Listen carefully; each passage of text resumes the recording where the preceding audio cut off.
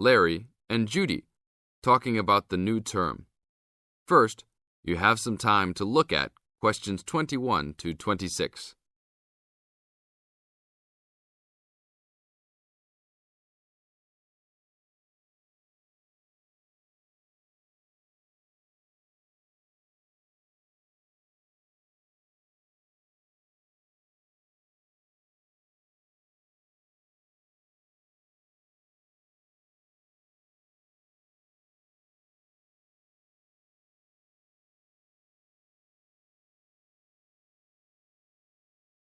Now listen carefully to the first part of the conversation and complete the notes and table below.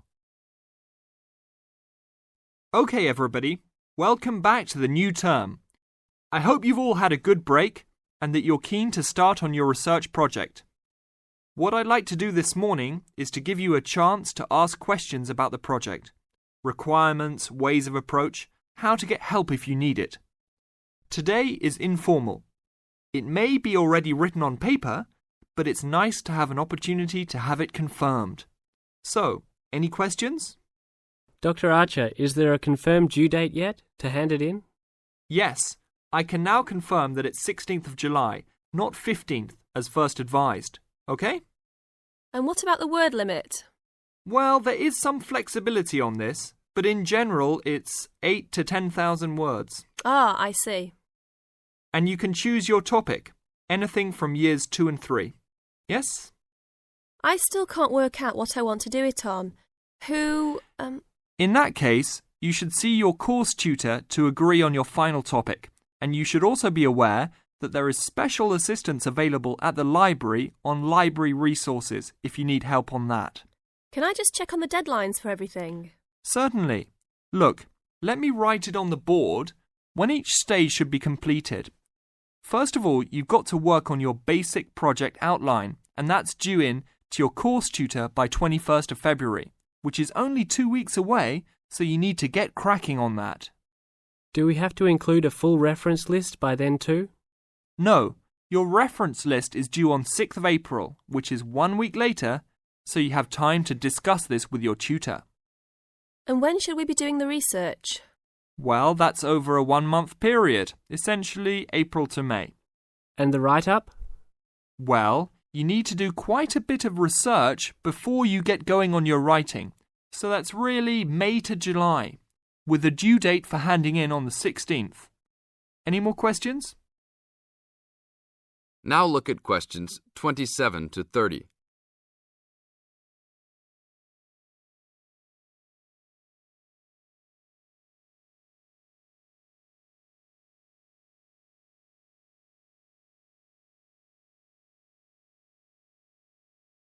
Listen to the second part of the talk and match A, B, or C with questions 27 to 30. Well, sir, just some advice really. It's about the research approach. Would you advise us to use some case studies? Well, Larry, I know these can be difficult to arrange sometimes, but I really feel they are of great benefit in this subject. You can always talk to your tutor if you're having difficulty. Yes? I've looked over some previous research projects that are in the library. Is that a good idea, sir? I heard. Okay. I don't think you should go through them in detail, especially at this early stage, or you might end up being influenced by them more than you realise. But yes, it really is about the best guide you can have to what's required to what's expected in this type of project. Sorry, Judy, I butted in on you. That's all right. It's just that I noticed one project was a joint one.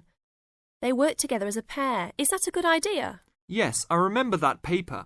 Working in a pair can have some advantages, but to be frank, this is meant to be an individual project, so it's best to work on your own. About using subjects, is it okay if we use family members? Your own relatives? I don't see why not. They probably offer some advantages in terms of availability, although you need to guard against possible effects on your research outcomes. So, you can if you want. Perhaps you should discuss this with your tutor if you plan to use relatives, so you can approach it in the best way. Okay, thanks. Okay then. Well, I hope we've been able to sort out a few things. You're welcome to see me at any time or drop me a note if you have any more queries. Fine, thanks. This is the end of Section 3. Now you have half a minute to check your answers.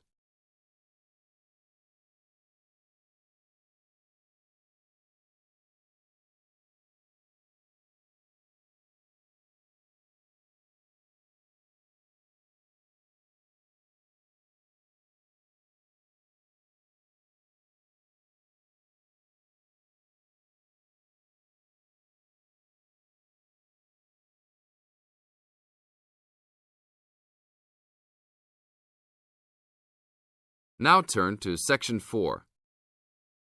Section 4. You are going to hear a lecture about the geographic information about Australia. You now have some time to read questions 31 to 40.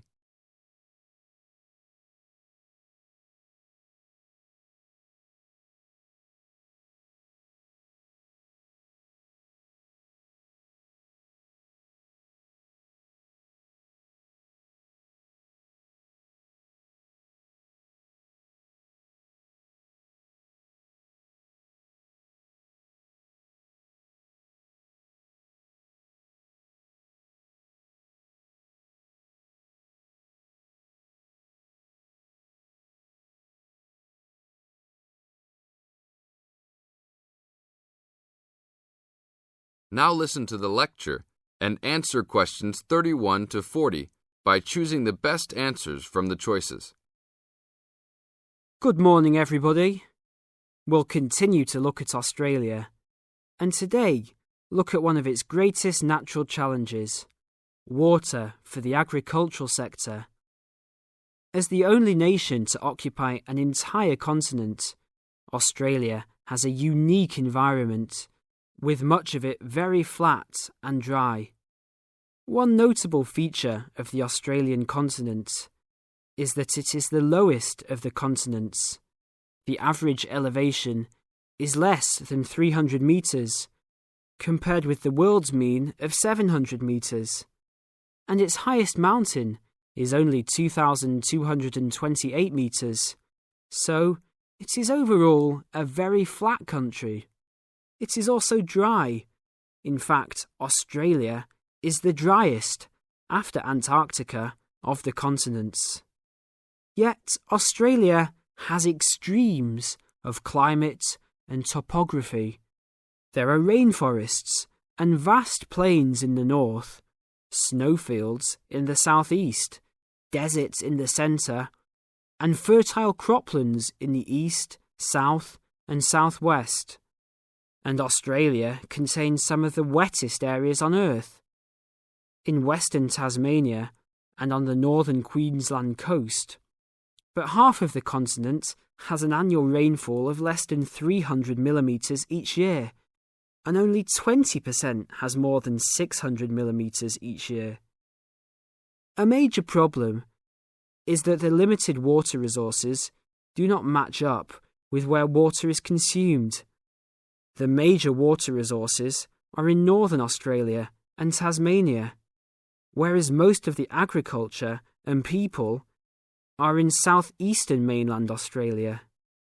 The agricultural sector is the largest consumer of both self-extracted and main-supplied water, using over 70% of total net water consumption.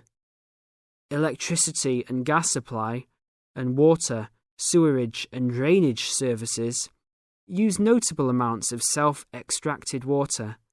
However, net consumption in the household sector is the lowest, just 8% of total net water used. Australia's water use increased by 25% over the decade between the mid-1980s and mid-1990s. Much of this increase was due to irrigated agriculture, which, as noted earlier, accounts for over 70% of national water demand. Since the mid-1990s, the growth and profitability of irrigated agriculture has outstripped the dryland agriculture sector. Irrigated commodities contributed almost a third of total farm exports in the mid-1990s.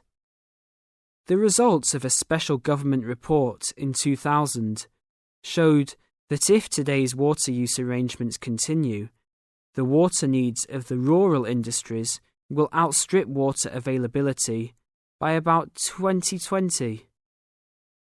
Irrigated agriculture, Australia's major water-using sector, would be seriously affected by the shortfall.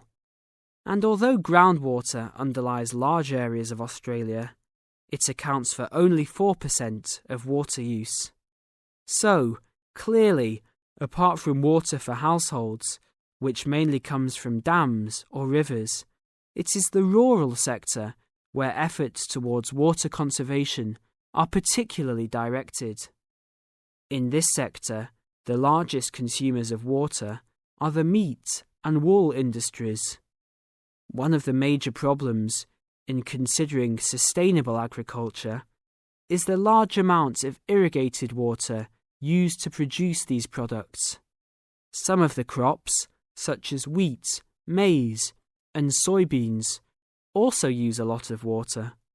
Furthermore, many crops are grown in dry areas, where up to half the available water evaporates from the soil surface or seeps down too low into the ground for the plant roots to reach it. Well, that's all we have time for this morning. You will be able to do further study on this topic in the library, and I have a handout here with references for those who want to come out to the front to collect it. Next week, we'll look at outback farming and... This is the end of Section 4.